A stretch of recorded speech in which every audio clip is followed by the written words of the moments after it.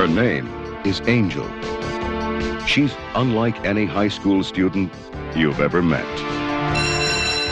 Are you having difficulty making friends? I'm on top of the honors list. There's more to life than getting straight A's. Her only friends are on the streets. Her only chance is on her own. Há um franchise dos anos 80, da área de exploitation, que nós tanto amamos, que é Angel. São 3 filmes, mais um que saiu em 94, sendo que o 3 era The Final Chapter, mas depois ainda houve outro. E eu quero-vos falar hoje do primeiro desses 3 filmes, que é Angel, o tal filme de 1984, realizado por Robert Vincent O'Neill, e é protagonizado por uma jovem que na altura tinha 25 anos, mas tinha um aspecto de 15, e daí o fator exploitation ser muito pronunciado neste filme. Isto é um thriller, um policial, estilizado neste estilo escuro e noturno e negro deste exploitation, que é um drama também urbano, passado naquelas boulevards de Los Angeles, que é a história de uma miúda chamada Molly, que é uma estudante exemplar durante o dia, mas à noite trabalha como prostituta nesta tal Hollywood Boulevard para sobreviver. Ela tem 15 anos, não é? Atenção, ela tem 15 anos neste filme e já faz esta tarefa desde os 12, e a sua vida torna-se muito perigosa quando de repente um serial killer começa a matar raparigas de rua, prostitutas, convenientemente aquelas que são do seu círculo, porque não há tempo a perder. O filme são 90 minutos e ela rapidamente tem que ser motivada para a vingança. Este é um exemplo clássico de cinema de exploitation dos anos 80. Não é tanto vingança, não é? Mas de certa maneira incorpora essa estrutura de alguém que é muito pouco privilegiado e que tem que arranjar alguma maneira de mostrar a quem é mais privilegiado e abusa desse poder. Essa pessoa tem que lhe meter o dedo no nariz e, porque não, uns balásios na cabeça.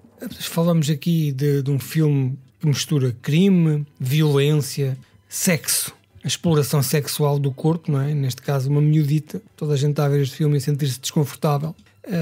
E também tem um comentário social muito forte acerca deste cenário de desigualdade, de violência, de marginalização e da maneira como estas pessoas, este submundo, vivia completamente à parte, em que a lei apenas os cria quando era para punir e nunca para ajudar. Molly, esta miúda de 15 anos que já se prostitui desde os 12, tem uma vida dupla e é o reflexo da sua luta pela sobrevivência, porque os pais morreram, está explicado a meio, e ela não contou nada a ninguém, tentou viver sozinha e gerir a sua vida desta maneira até ter então a liberdade. Ela não quer ser colocada em casas de adoção, ela quer ser dona do seu próprio nariz. Este é um filme que se desvia claramente da mensagem moralista, não é? Nunca em tempo algum se chega à conclusão que pois realmente a prostituição é má, vou deixar isto e vou ser uma secretária. Não se fala nisto, apesar de ter um olhar muito melodramático sobre a sua condição de vida, não é? Esta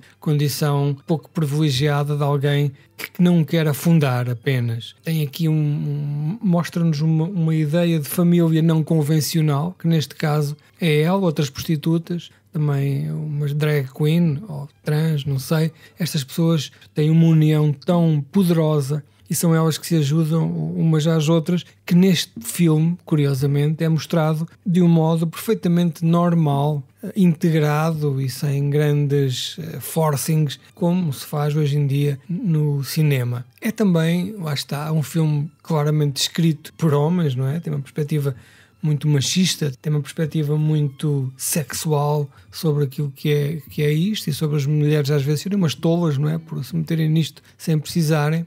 E representa aqui as trabalhadoras do sexo, não é? Da altura, as profissionais do sexo, em que havia esta dicotomia entre ter ou não um chulo, em elas não quererem ser reconhecidas na sua vida diária. Portanto, esta componente está aqui muito bem explicada. Ao estilo deste cinema que se fazia na altura, que era para passar em pequenas salas, isto não era cinema para multiplexes nem para blockbusters, que na altura se calhar nem existiam, mas é um filme cheio de neons, não é? E aquela sujidade da Hollywood Boulevard também nos é mostrado muitas vezes nestes filmes dos anos 80 e 70 passados em Nova Iorque, que é aqueles cinemas com filmes pornográficos e aquela atividade toda de um submundo que nós associamos claramente a crime, que não sabemos se é assim se não, mas de facto é isto que este cinema dos anos 70 e 80 nos mostra, muitas vezes mergulhado nesta exploitation, sem grande relação com aquilo que era a realidade. É uma história muito simples, apesar de ser eficaz no suspense, ele passa a sua meia hora a mostrar-nos este mundo, a mostrar-nos estas pessoas e de facto consegue meter-nos na sua pele, e depois então o final é este tal drama, este thriller policial em que começam a morrer pessoas, em que os nossos protagonistas estão em perigo e nós conseguimos relacionar com as suas dores, porque lá está, tivemos aquela meia hora inicial em que quase que fomos convidados para comer em sua casa. Teve críticas equilibradas, não é? Algumas más, como toda a gente, claro, que detesta o exploitation disse. Algumas boas, porque este filme, a vir desta máquina de fazer chouriças que é o exploitation, acabou por ter conteúdo e acaba por ser um filme apreciado e não é mau. É um filme que se vê bem. Tem um culto que o segue, não é? Neste momento, entre os fãs deste tipo de cinema. E acaba por ser uma espécie de uma joia não polida que nós encontramos no meio da floresta. É um retrato interessante deste género, deste subgénero, desta época, e comparado com os filmes mais recentes, é um filme muito mais audaz, não é? É um filme que não tem medo. Aliás, se vocês quiserem ver a diferença entre o cinema dos anos 80 e 70 e o atual, em que o cinema está cada vez mais conservador, cada vez mais púdico, cada vez mais infantilizado, não é? A dar-nos narrativas final feliz para tudo e mais alguma coisa, mesmo as coisas que têm impossibilidade de o ser. Vocês veem este filme e percebem, falta neste momento coragem ao cinema, falta temas fortes, faltam temas que nos magoem internamente, que nos levem para casa a pensar, meu Deus, o que é isto? Em que mundo é que estamos? Portanto, estes filmes, o 1, o 2, o 3 desta saga, saíram em Blu-ray, existem, podem comprá-los, podem ir ao videoclube do Sr. Joaquim, para quem não sabe, é a loja do povo, onde nós podemos, de maneira grátis, navegando em alto mar, adquirir, em águas internacionais, digamos assim, e aproveitem. Há também um 4, que é o Angel 4, que já vem depois do Final Chapter, será o Final Chapter, que também está mais ou menos relacionado. E atenção, estes filmes são 4 acerca da mesma história, a mesma protagonista, a mesma personagem, mas são protagonistas diferentes, e que neste filme foi usado então esta miúda que tem 25 anos, mas tem um corpito de 13 ou 14, daí o choque principal que este filme nos provoca. Angel, it's her choice, her chance, and her life.